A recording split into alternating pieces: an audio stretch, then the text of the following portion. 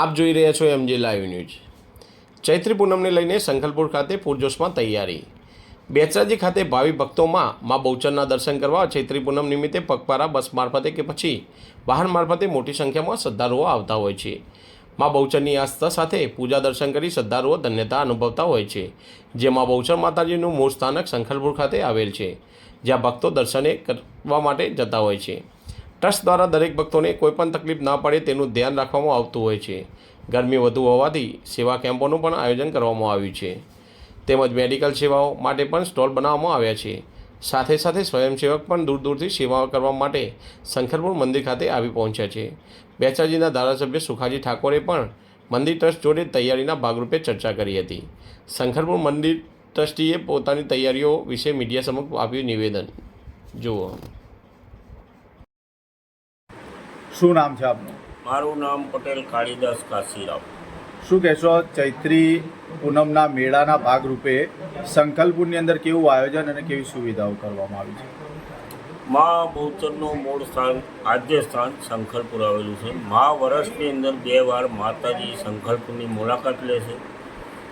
આના ભાગરૂપે અહીં આગળ હજારોની સંખ્યામાં માઈ ભક્તો દર્શનાર્થે આવે, એને રહેવા જમવાની તેમજ તેમના 2 દિવસના કાર્યક્રમની અંદર મનોરંજન, જે બાળકો લઈને આવેલા હોય તો બાળકોના મનોરંજન રૂપે આપણે મેળાનું પણ આયોજન કરીએ છીએ।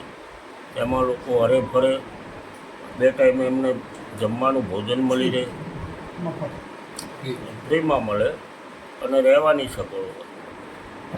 અંદાજે કેટલા ભક્તો દર્શનનો લાભ લેતા હશે? અંદાજે તો લગભગ 11 ને 12 તારીખની અંદર મારી ગણતરી પ્રમાણે 5 થી 6 લાખ ભક્તો માતાજીના દર્શનાર્થે આવશે। શું નામ છે આપનું? પરેશભાઈ પટેલ, સંખલપુર। શું કહેશો, મેળાના આયોજનના રૂપે અહીંયા શું શું સેવાઓ ચાલી રહી છે અને શું શું કાર્યક્રમ છે? મા બહુચરનો ચૈત્રી સુદ પૂનમનો મેળો એટલે અમારા સંખલપુર માટે ગૌરવની બાબત કહેવાય। અને મંદિર તરફથી અહીંયા 3 દિવસ સતત નિઃશુલ્ક ભોજનની વ્યવસ્થા કરવામાં આવે છે, રહેવાની વ્યવસ્થા, નાહવા ધોવાની તમામ વ્યવસ્થા કરવામાં આવે છે અને દર્શનાર્થીને કોઈ તકલીફ ના પડે એની તમામ તકેદારી રાખવામાં આવતી હોય છે। ગ્રામ પંચાયત દ્વારા સાફ સફાઈ, જે દર્શનાર્થી આવતા હોય એમના માટે નાહવાની અલગ અલગ જગ્યાએ સુવિધાઓ, કેમ્પો હોય ત્યાં પાણી પહોંચાડવું, આ બધી ગ્રામ પંચાયત દ્વારા સુરક્ષા રાખવામાં આવતી હોય છે અને સેવા કરવામાં આવતી હોય છે। પાર્કિંગ લઈને કેવું આયોજન કરવામાં? પાર્કિંગને લઈને અલગ અલગ જગ્યાએ 3 થી 4 જગ્યાએ અલગ અલગ જગ્યાએ બનાવેલી છે, જ્યાં પોલીસ સાથે રહી અને પોલીસને જે જગ્યા અનુકૂળતા હોય કે જ્યાં આગળ વધારે ટ્રાફિક ના થાય એવી જગ્યાઓ ચોઈસ કરી અને ત્યાં આગળ પાર્કિંગની વ્યવસ્થા કરવામાં આવી છે। અંદાજે કેટલા સ્વયંસેવકો આ કાર્યની અંદર જોડાયેલા છે? અંદાજે હું કહી શકું તો સંખલપુરની અંદર ઓછામાં ઓછા 501 સ્વયંસેવકો હશે, જો અલગ અલગ ગામોથી આવી અને અહીંયા જોડાય છે। શું નામ છે બેન આપનું? રેખાબેન।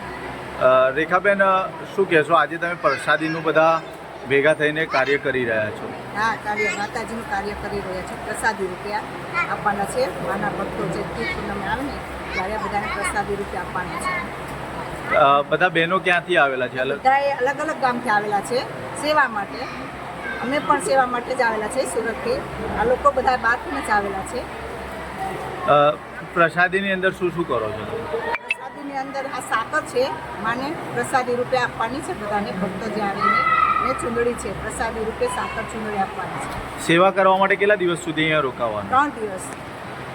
કેટલી બહેનો આવ્યા છો આપ સુરતથી? આ બહેનો તો અલગ છે, અમે તો સુરતથી 30 જણા આવેલા છીએ અને અમે તો